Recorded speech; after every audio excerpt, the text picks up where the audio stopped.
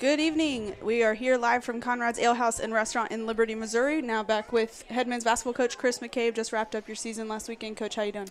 Good, Jalen. Good to be here. All right. Well, let's talk a little disappointing into your season in the GLVC quarterfinals. But if we're being real, we ran into a McKendree team that had the best week of their lives last week and ended up winning it as the 6th seed in some pretty dominating fashion at times. But to give your guys credit, got down 22, came all the way back and had a chance at it. Just kind of couldn't get over the hump there late. Yeah, we saw the matchup, and we thought, okay, we've played them twice. We split with them. We thought they're playing really well right now. They'll come back a little bit to earth, and little did we know we were playing the 97 Chicago Bulls. So Michael Jordan showed back up, and Scottie Pippen, and everybody else. But they were terrific. We were struggling and we were frustrated with it, but part of it had to do with the fact of how well they were playing. We weren't necessarily terrible. It was just they were so good. And then to see them go through the tournament the way that they did, we're down 22, get it back within 5 twice. Well, we were the only team within 5. Umsel got it to 5 once against them, but they handled Southwest Baptist and then go and play a really good Umsel team who's coming off a 30-point win against a top 10 team in the country. So they're playing as well as anybody in the country right now. Happy for George and his team. We were incredibly disappointed, but there was a lot of respect across the locker room to them because they played really, really well. Yeah, absolutely. We had 4 guys just before the tournament started earn recognition from the league coaches. Let's start first with Jordan Germain, a first-team All-GLVC honoree. Also scored his 1,000th point there in that game, so it's a highlight for that game, I guess. Yeah. He's one of only 17 in our program's history to ever do that in less than 3 seasons. So tell us about his year, but also, when you signed him, did you know he was going to come in and kind of have this kind of career? I wish I could say yes. Funny story about his visit. He actually visited and then FaceTimed us around campus because we were off campus that day and stuff. So we gave a self-guided tour from FaceTime on it. We knew he was good. He was an all-state caliber player on a really good team. He played for his father, who's a terrific high school coach. So you knew he was coach, you knew he was tough, you knew he won, but you just wondered how it was going to project.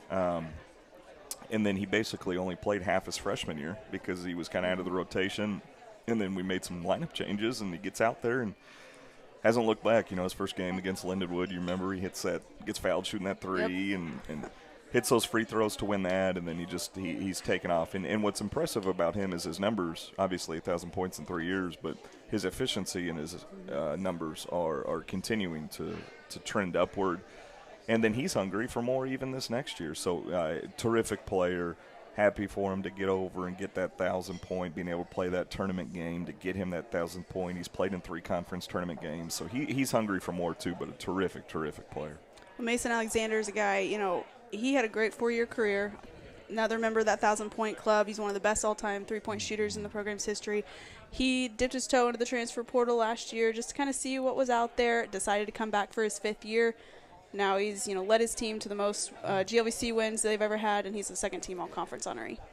And yet it still doesn't tell how valuable he is to the team, right? Everything you just said, and then there's so much more about how valuable he is and his leadership and his temperament and everything about him. So thrilled for him. Just such a cool deal for him to see it through the way that he did, and then to hear, hey, this was the best decision I made to come back. For him to share that with us, that was really neat and touching because he had options. He could have done other things, but he was loyal to us, and we hope we've done him right, and his career is going to go down as one of the best we've had in the NCAA era. Yeah, absolutely.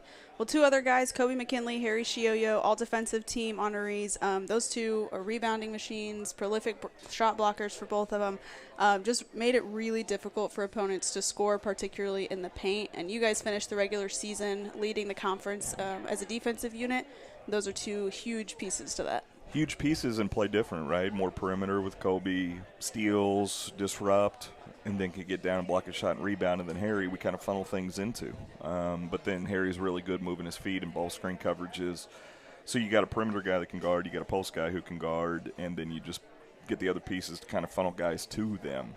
I thought Kobe was an all-conference caliber performer as well. I think he should have been up there on that 2nd team, but to get noticed the way that he has, and again, his trajectory of his career continues to ascend. And then Harry to come to us with, the expectations of playing and making an impact. And, he did, right? I mean, 8-8 basically a night and an all-conference recognition to go with it. And he'll have some opportunities to play overseas too. And just great leader by example for our group too. Awesome. Well, we're certainly going to miss that guy. But you had a great season overall, even with the disappointing finish. Back-to-back 15-win seasons for the first time in over 10 years. You are going to lose a couple of big names, but you're going to return a really good core. Jordan Germain, Grant Stubbs, Isaac Patterson, Eli Wingert, and some of those guys for 2024. No, great. I mean, that's the goal, right, is that you get old, and then when you get old, those players are able to produce. They leave, and then you got some older guys that are right behind them that are chomping at the bit to get going.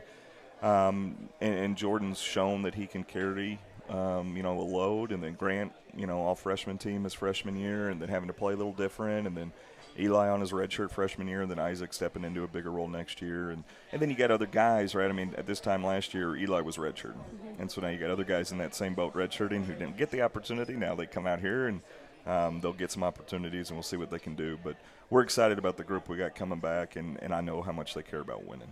Absolutely. Well, time for our fan question here. Chase's favorite. Yes, it's our favorite part.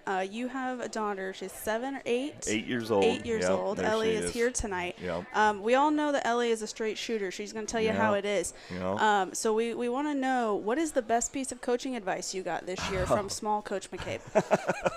Oh, that's a great one. The best piece of advice that we've got. Oh, man, it's like a phone a friend. I need to go ask her. If we're going to – I think it was more of a statement, which is if you're going to work this much, you should win. So, right, just it's like true. You're going to put in the work, you got to come home with the results, I guess, is what she's telling me. So, a lot of encouragement. She's right. A lot of encouragement, yeah, for sure. Well, good deal, Coach. Thank you for joining us all winter long. We'll look forward to next season. You bet, Jalen. Thank you. It's been Happy Hour with the Cardinals at Conrad's Ale House in Liberty. Eat, drink, local.